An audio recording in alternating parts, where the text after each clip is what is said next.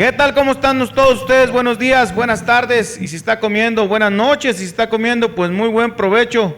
Hoy en Conversaciones con Nacho Pérez desde Durango, Durango. Está por allá. ¿Cómo estás, Nacho? Dios te bendiga. Todo bien, aquí listos para compartirles un poquito de lo que hemos aprendido.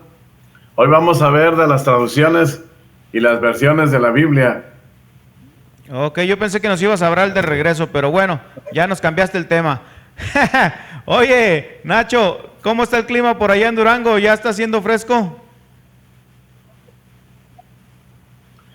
Sí, ya estuvo lloviendo unos días y se puso muy fresco.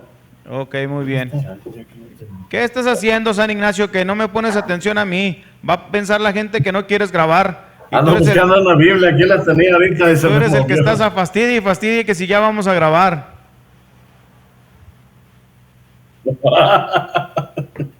¿Dónde la dejé? ¿Le corto Bueno, sí, empezamos? Después te voy a mandar la foto. Ándale, pues. Sí, síguele. Ok. Te voy a decir como me dices tú. ¡Ahí estás!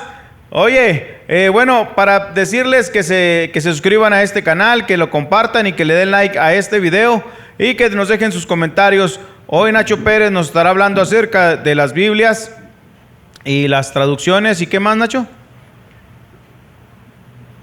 Sí, vamos a hablar de las traducciones y ya si alcanza, si no, después vemos uno de puras versiones. Ok, bueno, pues vamos a iniciar. Adelante, Nacho, todo tuyo los micrófonos y hasta el video, te voy a dar chance.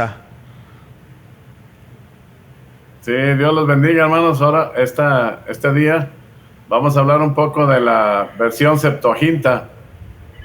La Septuaginta es una Biblia que quiere decir 70. Pero hace mucho, yo estudié hace como unos 30 años o 33 por ahí, acerca de la Septuaginta, y había poco conocimiento, por lo menos donde yo andaba, y se decía que era una Biblia que no era muy confiable, pero los últimos estudios y cada vez que nos acercamos más, hay más información, y tenemos nosotros que este hombre es el padre de la historia eclesiástica. Se llama Eusebio, es el padre de la historia eclesiástica, y en este libro nos habla de la Septuaginta, que es una Biblia que tradujeron 70 sabios en tiempo en el primer tiempo, cuando estaba esta biblioteca de Alejandría, allá en el faro de Alejandría, en el delta de Egipto. Esos hombres tenían muchos papiros ahí, querían tener la sabiduría de todo el mundo. Entonces mandaron traer, según nos dice Eusebio, a unos sabios de Israel para traducir las Sagradas Escrituras, que era el Pentateuco, los primeros 5 libros de la sabiduría de los hebreos, para tenerla ellos. Y como la tenían en hebreo, quisieron traducirla al griego, que era el idioma que ellos tenían ahí. Y entonces, según la tradición cuenta, también Eusebio cuenta, porque al mismo Eusebio le encargaron 50 copias. O sea, Eusebio de Cesarea, de ir y que se hicieran 50 copias. Todas eran hechas a mano, en ese tiempo no había impresoras. Y él está informado de primera mano. Y dice que se reunieron 72 sabios. Está duro para sacarlos, pero supuestamente eran 6 de cada tribu de Israel. 6 por 7, 6 por 12 son 72. Y ellos se pusieron a traducir las escrituras del hebreo al griego por primera vez. Y se encerraron supuestamente cada uno aparte. Y al final son nomás los primeros 5 libros, la Torá, lo que tradujeron. Y resultó que todos habían traducido exactamente igual. Y lo vieron con esto como una providencia divina. Pero también para los hebreos, traducir la sagrada palabra de Dios a una lengua, a la griega, se les hacía como una cosa ofensiva también. Pero este hombre, se llamaba Ptolomeo Adelfo, era uno de los últimos faraones. Este faraón ya no era bueno para la guerra, a él le gustaba mucho la el conocimiento.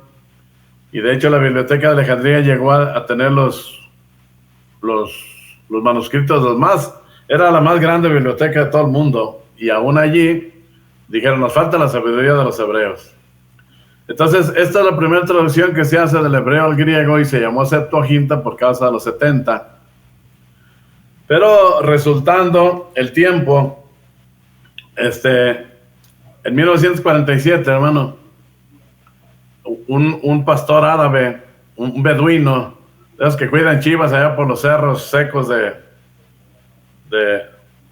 Arabia, de Palestina, por allá, cerca del Mar Muerto. Está el Mar Muerto y están unas cumbres allá secas. Ya se detuvo la imagen.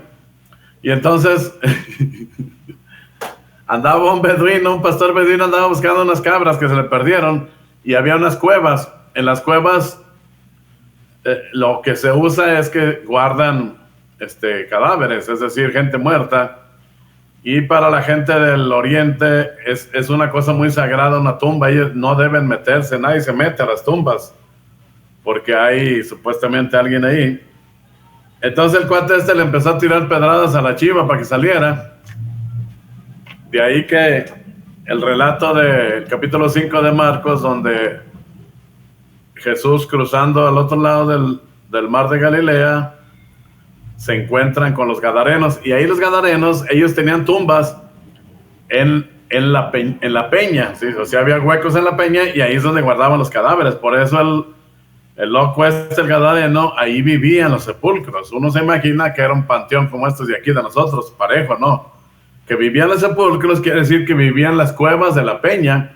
Del lado opuesto de Palestina, acá hay playa donde se subió Jesús, pero al lado opuesto están los despeñaderos de donde se aventaron los cerdos.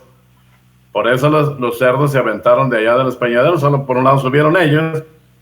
Bueno, en esas tumbas, este cuate buscando su chiva le tiró unas pedradas. Esto sucedió en 1947. Tú sabes, era casi acabando la Segunda Guerra Mundial. Y al tirar la piedra, se oyó como cántaros. ¿Te acuerdas las piñatas que había antes que les pegaba uno y se iban bonitos? Ahora ya no, ahora ya se hacen de cartón. Bueno, oyó que pegaba en unos cántaros y siguió tirando piedras hasta que se animó a entrar. La chiva no salía y se encontró con unos cántaros enormes, hermano, así, llenos de manuscritos. Usted sabe, rollos metidos en los cántaros, cientos de cántaros y cientos de manuscritos allá adentro. Obviamente, te digo, por eso no entraban, porque ellos guardan como cosa sagrada y con un cierto miedo meterse a las tumbas, de no profanarlas, pues.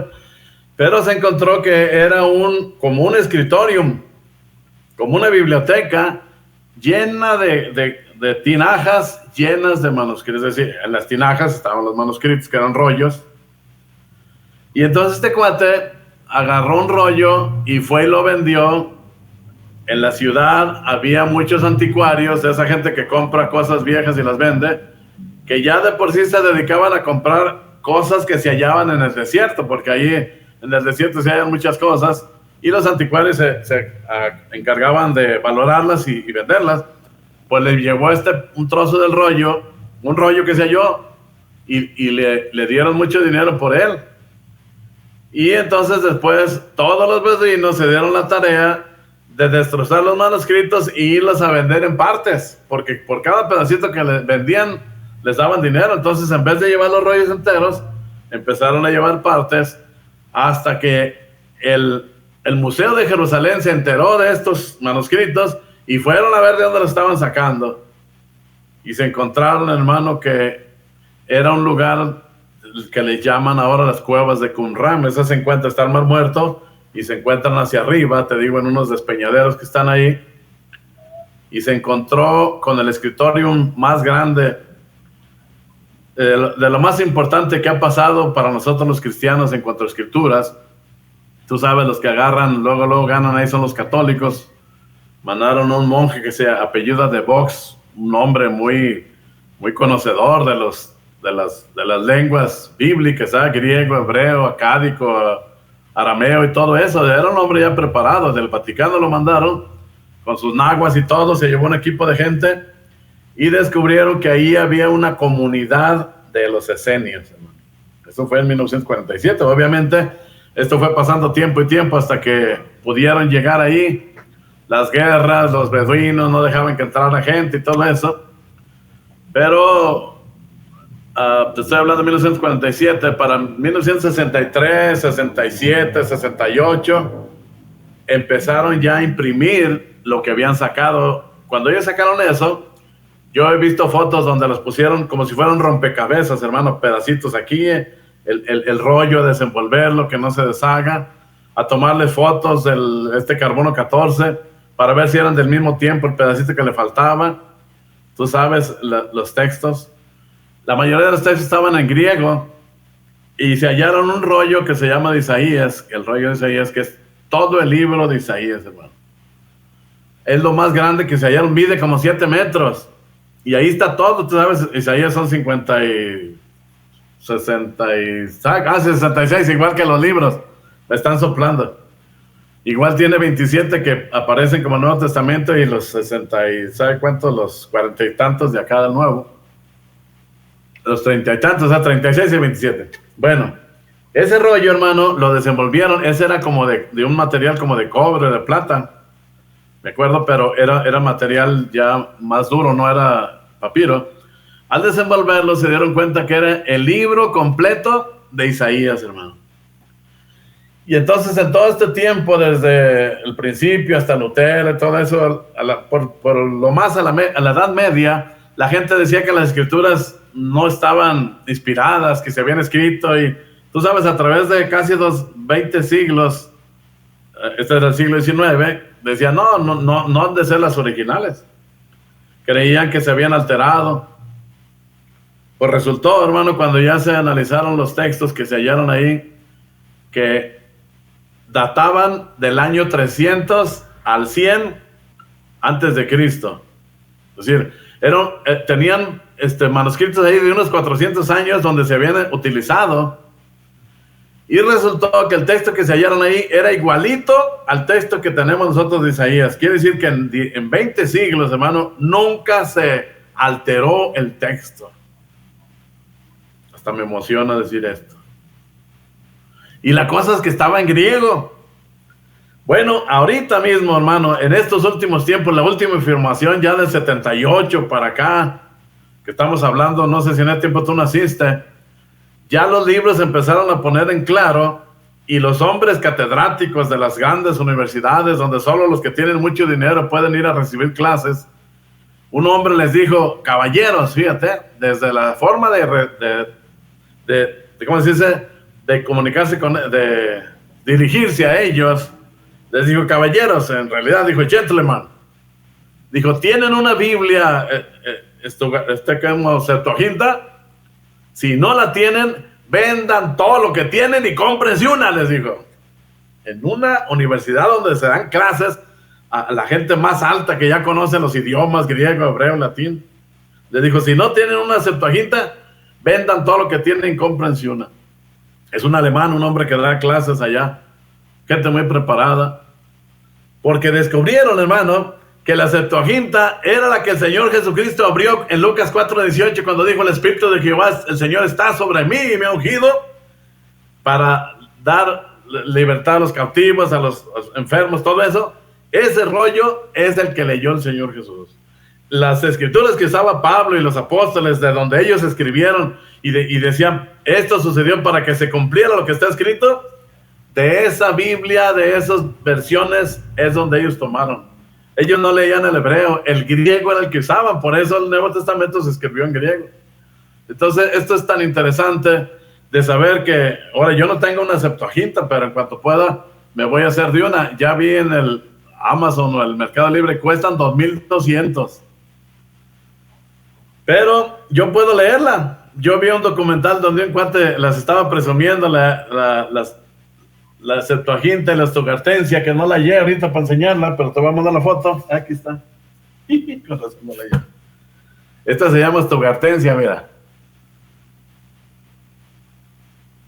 Esta Biblia, voy a terminar con aquel relato. Esta Biblia es el Antiguo Testamento, es solamente puro hebreo. Está en hebreo todo, mira. ¿Que salió una cucaracha? No, es una florecita.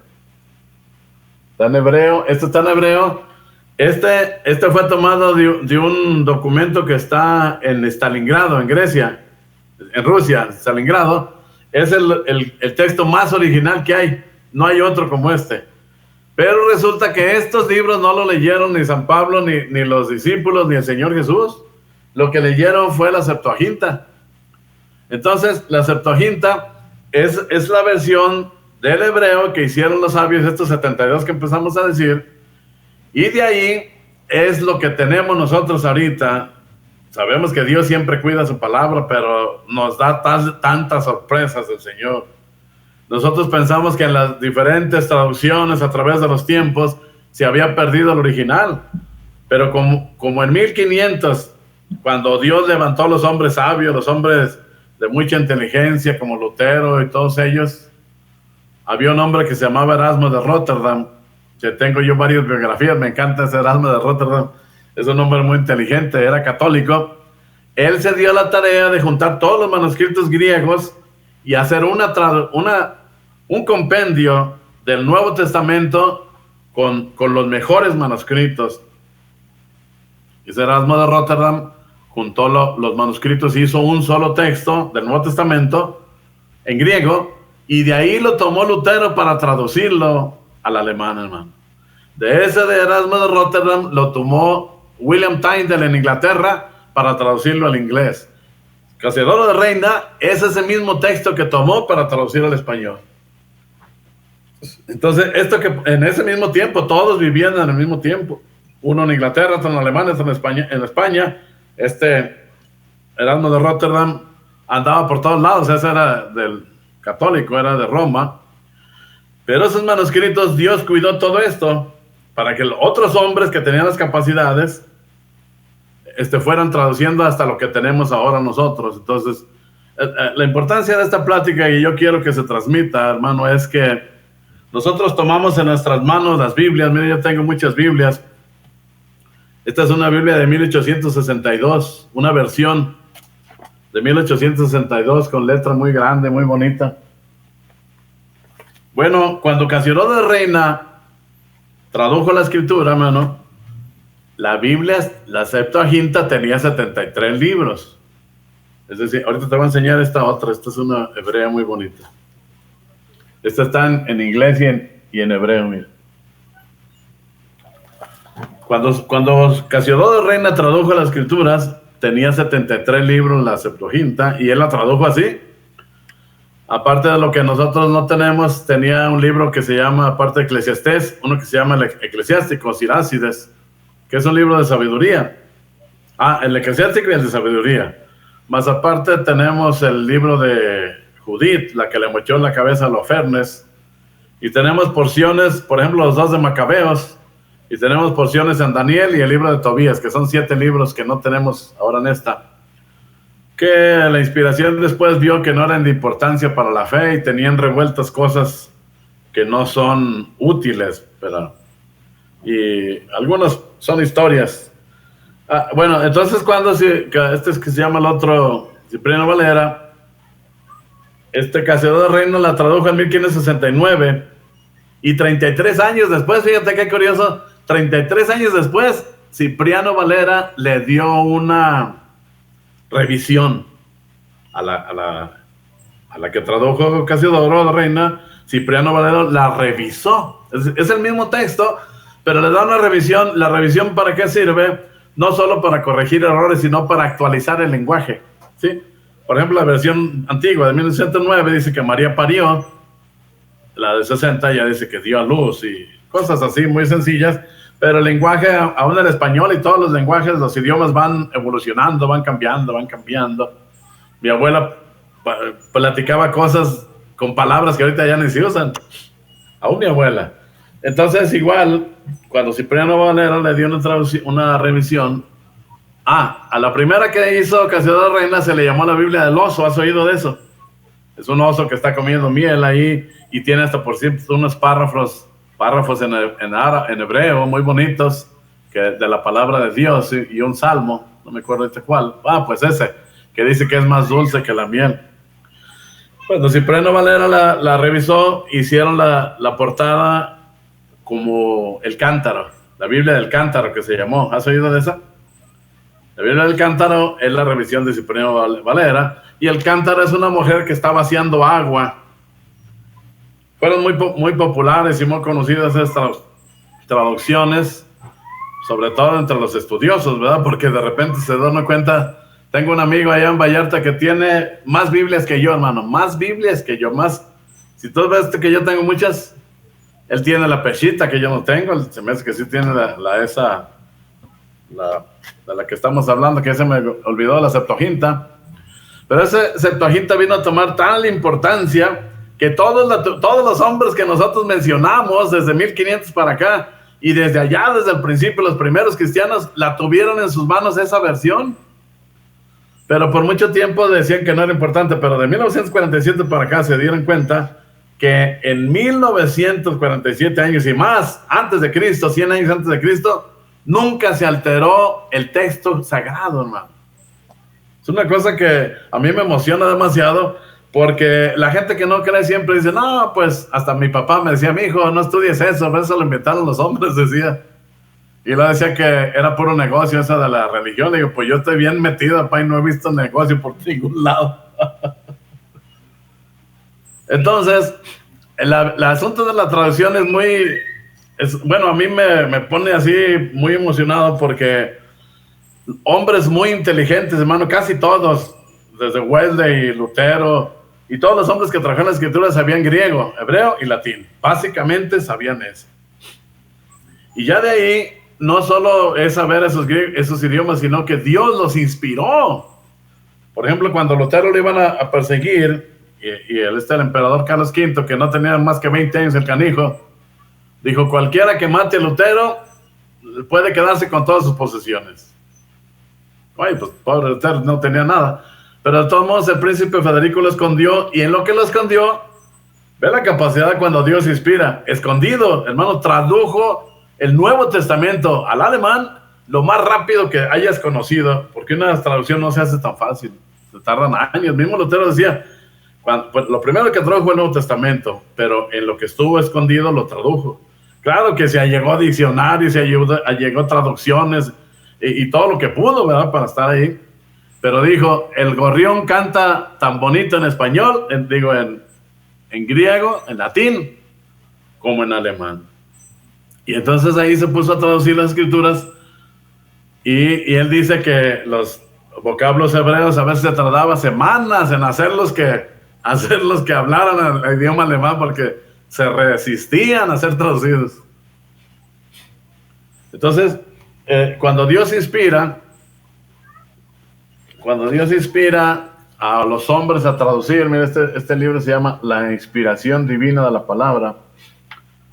Cuando Dios inspiró a los hombres, como Casiodoro de Reina en España, a Lutero en Alemania, a William Tyndale en Inglaterra, fueron hombres perseguidos, hermano, porque el catolicismo se había dado cuenta que a la gente, la Biblia estaba solamente en latín en ese tiempo, estamos hablando de 1500. La Biblia estaba en latín, y la Biblia latina, que se llamaba la Vulgata Latina, la había traducido San Jerónimo en el año 400, imagínate, por allá en el siglo IV más bien, después de Cristo. San Jerónimo la tradujo del griego al latín, y ya todo el tiempo utilizaron el latín, y resulta que el latín ya no se usaba, solamente lo usaban los escolásticos o los sacerdotes. Y entonces, al estar en latín, pues la gente común, tú y yo, pues, ¿qué íbamos a ver de latín? La gente iba a misa y el cura estaba volteado hacia el altar y decía sus misas y todo. La gente estaba en una ignorancia total. Por eso Lutero dijo, vamos a darle la Sagrada Escritura al campesino, al herrero, así, a cualquier hombre, dijo, porque se dio cuenta que los curas no la tomaban en cuenta, dijo. ¿Y qué van a hacer con esa gente? Dijo, bueno, van a saber con la Biblia, van a tener más conocimientos que estos sacerdotes. Y entonces, esa que estamos hablando, que se llama la Septuaginta, me hubiera gustado tenerla aquí en la mano para que no se me olvide. Es una traducción que se hizo también inspirados por Dios, para que, te digo, del tamaño que nuestro Señor Jesucristo la leyó cuando iba a la sinagoga, los discípulos, San Pablo, San Pedro. Por ejemplo, una de las primeras cosas que había muy latentes era cuando ellos mencionaban Isaías 7:14, que decía: una virgen concebirá y dará luz. Entonces el texto griego dice partenos, y en hebreo se dice alma. Entonces la palabra partenos venía de Partenón. Ellos allá adoraban a las mujeres desde ese tiempo ya tenían imágenes a las mujeres que le llamaban el Partenón, que era donde se adoraba a la mujer, a la efigie de la mujer. Entonces cuando ya pusieron en el griego partenos, pues partenos quería decir virgen, pero también podría decir una doncella común. Pero como de unos principios ellos creían que los cristianos le habían añadido eso. Pero nos damos cuenta que a los cristianos les cayó re bien cuando fueron descubiertos los textos, que estos textos en realidad fueron escondidos cuando Tito sitió la ciudad de Jerusalén. Esto es un asunto muy complicado y muy extenso, pero nos trae a la memoria la situación del cristiano, cómo andaba corriendo para allá y para acá.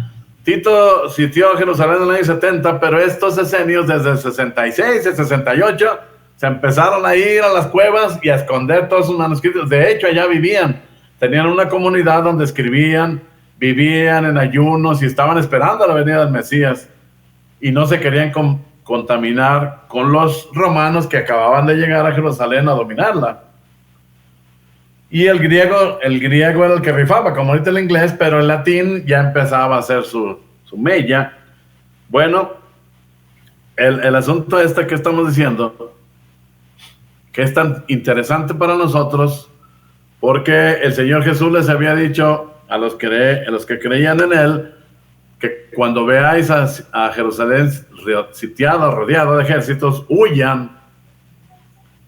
Pues nos encontramos que en el año 70, hermano, Tito rodeó Jerusalén, y usted sabe, Josefo en los libros que se llaman Las Guerras de los Judíos, nos narra cómo fue esa matazón. El profeta menciona eso, cómo es que hasta las mujeres asaban a sus hijos para comérselos, como cuando tú asas carne. Entonces, si a alguien le llegaba el olor asado, pues iban todos a comer ahí, y le quitaban, incluso se ponían de acuerdo: no nos comemos el tuyo, mañana el mío, y pues al otro día lo escondían. Todos estos relatos, muchos cristianos corrieron, ¿sabes a dónde se fueron? A Pompeya. Allá en Pompeya se encontraron, ahora que volvieron a levantar todo lo que el Vesubio tumbó y sepultó con sus cenizas, que cristianos se habían ido a Pompeya, y que Pompeya llegó a ser tan sucia como Sodoma y Gomorra, y había cristianos, había incluso letreros, se encontraron letreros de frases, es decir, versículos bíblicos. Pero como los cristianos huyeron de allá, tú sabes, el que va huyendo llega sin ningún nombre, sin ningún oficio ni beneficio, y se ocupaban en lo que les dieran. Casi todos eran sirvientes de las casas de gente rica, porque Pompeya llegó a ser tan rica que Dios hizo que el Vesubio explotara y lo sepultó, y quedaron todos como si fueran fotografías. En el mismo momento que lo que estaban haciendo quedó plasmado, porque las cenizas que cayeron estaban calientes, tumbaban el techo y a la gente la agarraban así. Entonces, cuando empezaron a descubrir Pompeya, un hombre se le ocurrió, en vez de tumbar a la efigie, la llenaban de ¿cómo se llama? De ese blanco que se hace yeso. Lo llenaba de yeso, y entonces, al quitarle lo de encima, quedaba la efigie como estaba. Si se habían abrazado, si un papá había abrazado a un niño para protegerlo porque le caía aquello. ¿Has oído de eso de Pompeya? Sí, lo he escuchado. Tiene que ver con las escrituras, porque los que huyeron de Jerusalén, huyeron hacia allá. Y como la palabra iba en ellos, porque ellos iban llevando la palabra, y allá en Pompeya se encontraron de estas pinturas donde hablaban de puras cosas, como te digo, sucias de la sociedad, pero ellos las tenían como ilustraciones ahí. Entonces Dios mandó juicio sobre eso mismo de los que huyeron de Jerusalén hasta Pompeya. Bueno, ¿qué tiene que ver esto?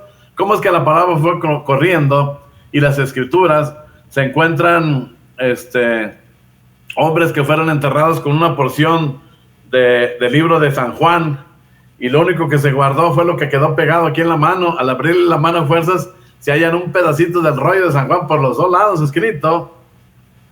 Entonces eso es lo que tenemos nosotros las escrituras, y lo que vemos es hacia dónde corrió la escritura, ¿sí?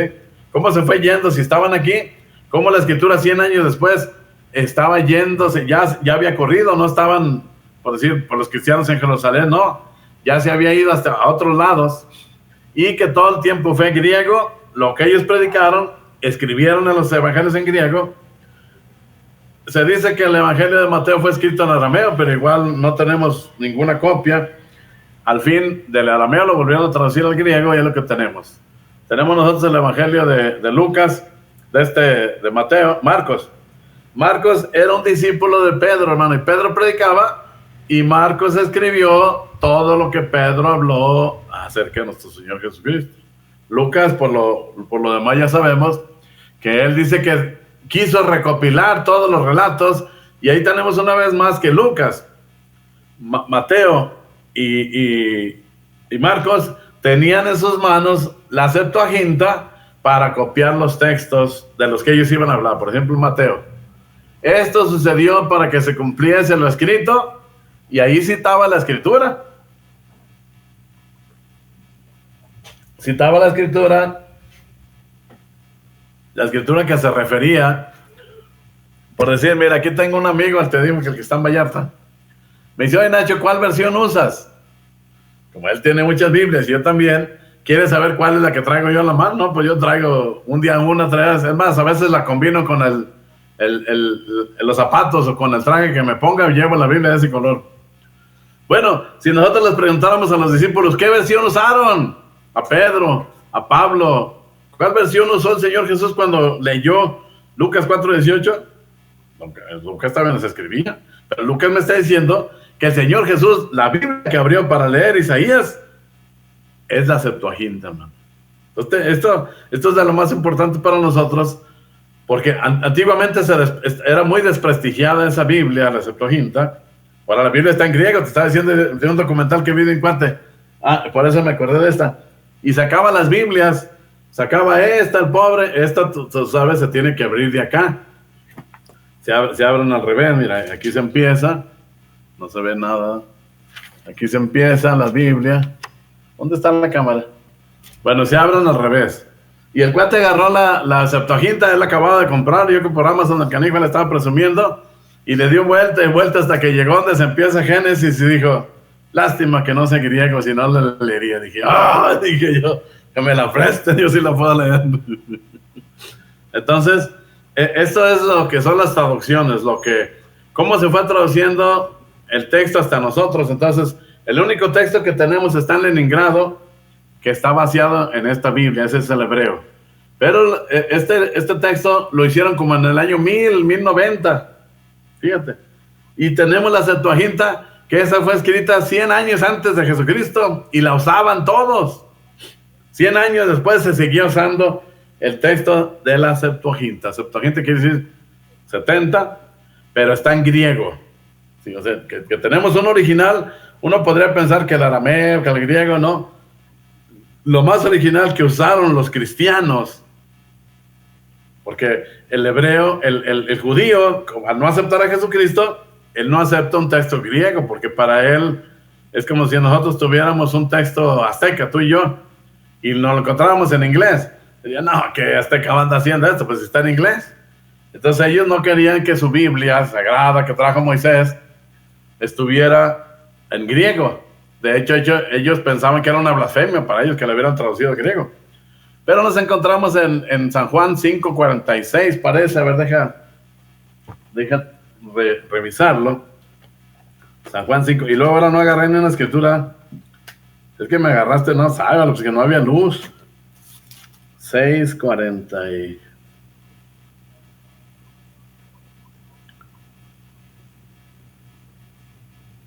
Bendito sea el Señor. Bueno, el asunto es que el Señor Jesús dice, de mí escribió Moisés. ¿Qué era 6 o 8? Bueno, pues se las va a deber porque no está aquí. Donde el Señor Jesús, a ser las 8:46, a ver, déjame. Sí, ve que aprendo. ¿No? No está. Pero el Señor dice, de mí escribió Moisés. Entonces tenemos textos donde nos dice la misma escritura que Moisés fue el que escribió el Pentateuco. Pero cuando el Señor le dice, ustedes escudriñan las escrituras porque os parece que tenéis la vida eterna y yo que estoy aquí no me hacen caso, o sea, no pueden ver. Entonces la traducción, lo que nos ha servido, las diferentes traducciones que llegaron hasta nosotros, pues hablamos un poco de las de español, pero las de inglés son más importantes porque el profeta, el ángel le dijo que la King James era que la tomara como si fuera Dios mismo. Pero en cuanto a traducciones, es muy importante saber el caminito que tomaron para llegar hasta nosotros. Y te decía que la reflexión, ya para terminar, es que valoremos nosotros la escritura que tenemos, porque a hombres les costó su vida. Por ejemplo, William Tyndale, por haberla traducido de los idiomas originales, griego y hebreo, al inglés, en Inglaterra, le costó que lo quemaran en la hoguera. El privilegio que le dieron fue a ser asfixiado antes de ser quemado. Pero primero lo estrangularon y luego le prendieron. Porque la otra cosa era quemarlos vivos totalmente. A Cipriano, a Casiodoro de Reina, lo quemaron en efigie en la Iglesia Católica. Efigie quiere decir que hicieron un mono que decían, este es Casiodoro de Reina, lo vamos a quemar. Porque Dios no permitió que le hiciera nada. A Lutero, que tradujo las Escrituras, declararon, cualquiera que lo mate, se puede quedar con todo. Nunca pudieron matarlo porque Lutero pues era el mensajero de la hora también. Carlos V, digo que tenía 20 años cuando hizo el juicio con Lutero en la Dieta de Worms, que fue por un 16 de abril de 1521. Era un Viernes Santo. No, había sido Viernes Santo, entonces el 16 de abril es domingo, es día de los esos, ¿cómo se llama? Domingo de Ramos. Cuando Lutero entró ahí donde iba a hacer la dieta, toda la gente lo hacía como si fuera Jesús en el burrito, y toda la gente quería tocar a Lutero y decían, le llevaron el informe al Papa, ya vamos terminando, y al Papa le dijeron, el 90% de la gente gritaba, ¡viva Lutero! Y el Papa quiso decir si el 10% hablaba de él. Dijeron, ¿el 10% qué hacía? El 10% gritaba, ¡muera el Papa! Me acuerdo que fue el 16 de abril, porque yo el 16 de abril nací, y el 1521 Lutero, eran de los 10 santos, era la Cuaresma. El emperador tenía 20 años, y cuando ya estaba viejito el emperador, Carlos V era Carlos I de España y Carlos V de Alemania, se fue a vivir con unos monjes para que la atendieran, el señorito ya viejillo, y se lamentaba, o sea, de lamentarse, pues, porque también se lamentaba, porque nunca pudo matar a Lutero, pero pues Dios no se lo permitió. Entonces, con esta plática quiero que te digo que apreciemos el libro que tenemos en nuestras manos, porque a los hombres que nos tradujeron les gustó correr con los manuscritos, no solo estarlos traduciendo y viendo qué era la palabra exacta que podían poner en el texto, sino que lo estaban haciendo siendo perseguidos, imprimiendo a escondidas, agarrando impresores que no le tuvieran miedo a la Iglesia Católica, porque al mismo impresor lo quemaban con toda su gente. Entonces, cuando ahora nosotros tenemos y vemos esto en las iglesias, que ya los muchachitos nomás sacan el celular, que nuestras casas sean, que se haga el culto familiar, ¿sí? Donde se abran las escrituras del profeta, que antiguamente cuando íbamos a dar gracias a Dios, dice, los santos hombres abrían la escritura, leían un texto y lloraban, dice, antes de comer, fíjate. Y dice que ahora los cristianos, ya no está diciendo los paganos, los cristianos, muchos cristianos se parecen a un puerco, dice, en inglés dice hog, tú sabes, esos marranos que andan ahí.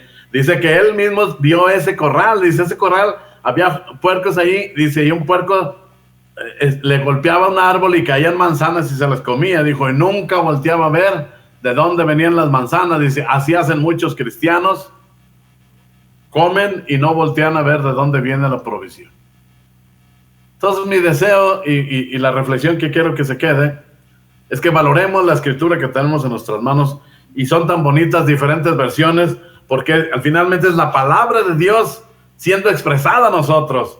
Y cuando nosotros vamos y la leemos, sacamos la palabra de Dios, la despertamos, la traemos a vida, hermano. Entonces, la invitación, digo, a mí me encanta mucho la escritura, siempre, desde que era un pagano yo, no sé por qué siempre me gustó leer la Biblia, pero, bueno, ahora ya sé por qué.